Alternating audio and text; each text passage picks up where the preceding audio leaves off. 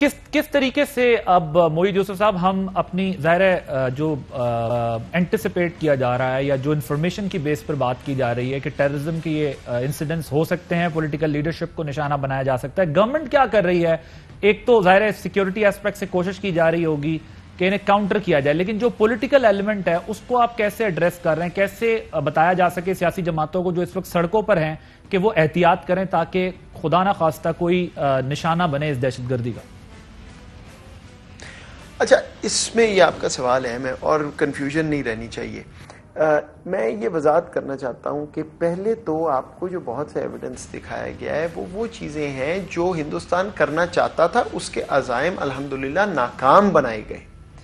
तो ये एक इंटेलिजेंस की दुनिया में ही होता है, सिक्योरिटी की दुनिया में, कि 99% हमारे इदारे अल्हम्दुलिल्लाह चीज़ रोक लेते हैं कोई भी गलत होने से पाकिस्तान में। उसका क्रेडिट कुछ नहीं मिलता उनको, क्योंकि वो तो किसी को पता ही नहीं चलता। वो तो आज पता चल गया आपको कि कुछ रुका है। वो जो 1% बदकिस्मती से निकल जाता है, सिस्टम से हो जाती है कोई ऐसी ट्रेजिडी, वो फिर जाहिर बात है उस पर सिर्फ बात होती है। तो एक तो उनको ये क्रेडिट लाजमी हमें देना है अपने इदारों को। ये जो शाह महमूद कुरैशी साहब ने बात की, ये भी उसी पस मंजर में है कि बिल्कुल हिंदुस्तान कोशिश कर रहा है, वो ये चाहता है, लेकिन हमारे इदारों ने 99% अल्हम्दुलिल्लाह नाकाम बनाए हैं उनके अज़ाइम। तो कोई इसमें ये ना गलत मतलब ले ले कि जी खुदा ना खास्ता पाकिस्तान में एक दहशतगर्दी की लहर फिर से आने लगी है, क्योंकि पीछे 3-4 बड़े वाक़यात हुए और इस वजह से एक ये वजह है कि हमने ये पब्लिक किया सारा, कि हमें मालूम है और हम डिसमेंटल कर भी रहे हैं और कर भी चुके। तो कोई ऐसा जो है मुझे ये बताइएगा ना, खतरा लोकल ना ज़हन में डाल लिया जाए कि पाकिस्तान शायद कोई अनसेफ होने जा रहा है, ऐसा नहीं। आपकी जो डोमेस्टिक पॉलिटिक्स है उसमें बहुत हीट है ना, किस तरह अपनी पॉलिटिकल पार्टीज को ऑन बोर्ड किया जाएगा कि एहतियात की जाए मुस्तकबिल में होने वाले वाकयात से बचने के लिए? मैं आपको सिर्फ अपने दफ्तर के पॉइंट ऑफ व्यू से बता देता हूं, और मैं हर पाकिस्तानी से इल्तिजा और रिक्वेस्ट करता हूं, कुछ इश्यूज़ को नेशनल इश्यूज़ रहने दें। जो इश्यूज़ हैं बालातर हैं हर चीज़ से। अगर इसमें दरारें आएंगी तो दुनिया, और वही हिंदुस्तान जिसका हम चेहरा दुनिया को दिखा रहे हैं, फ़ायदा उठाएगा। अभी भी उठा रहा है, हर रोज़ आर्टिकल आते हैं, कभी किसी के ख़िलाफ़, कभी मेरे दफ्तर के ख़िलाफ़, कभी कुछ। तो हम उनको मौका ना दें।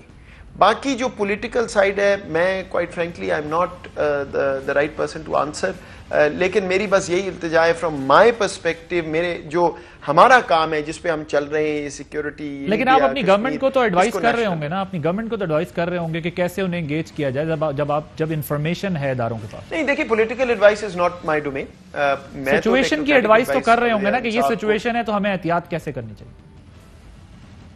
नहीं, हाँ, एहतियात कैसे करनी है वो हर तरह से जिस चीज में एहतियात है हमारे इदारे उस पर काम कर रहे हैं। हमारे काउंटर टेररिज्म के सारी स्पेस जो है वो दुनिया में वन ऑफ द स्ट्रॉन्गेस्ट है, तो उस पर तो काम हो रहा है। वो तो शायद मेरा ख्याल है मुनासिब नहीं इधर बात करना, लेकिन जो दूसरा है पॉलिटिकल एंगल, ऑनेस्टली मैं उसमें इन्वॉल्व नहीं, इसलिए मैं आपको बता नहीं सकता। नेबरिंग कंट्रीज का भी रेफरेंस दिया है, काबुल का भी हवाला दिया है, वहां पर क्या एंगेजमेंट है इस सारे प्रोसेस के बाद इससे निकलने वहां से? जी, वहां पे डायरेक्ट एंगेजमेंट है, रेगुलर डायलॉग है, रेड लाइंस बिल्कुल सबको वाजे हैं। मसला ये है कि हिंदुस्तान तो खुद अफगानिस्तान को अंडरमाइन कर रहा है, एम्बैरस कर रहा है, सरजमीन यूज कर रहा है, सिस्टम्स उनके यूज कर रहा है।